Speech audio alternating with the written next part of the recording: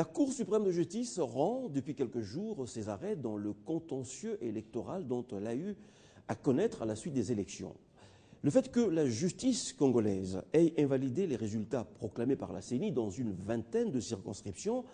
le fait que cela soit intervenu après une procédure contradictoire où chaque parti a présenté librement dans une séance publique ses prétentions et pièces à l'appui,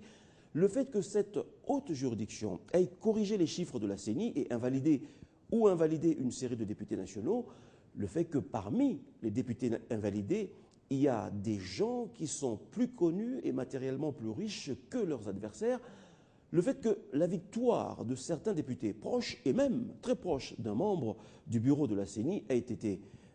invalidée, tout ça, évidemment, sonne non seulement comme une nouvelle critique du travail de la CENI, mais il est bien clair que c'est aussi une démonstration que la justice existe bel et bien en RDC. C'est la preuve qu'il y a des juges courageux, consciencieux, qui sont capables, dans un climat de pression tous azimuts, de dire le droit.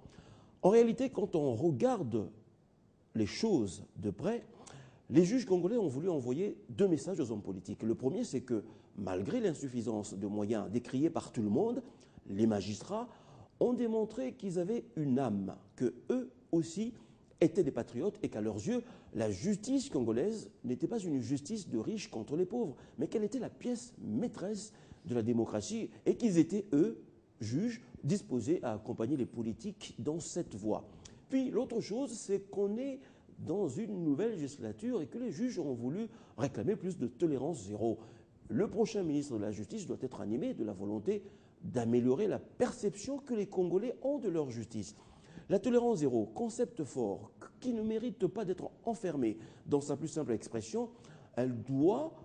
non pas servir d'effet d'annonce, mais elle doit être porteuse d'espoir pour les plus faibles d'entre nous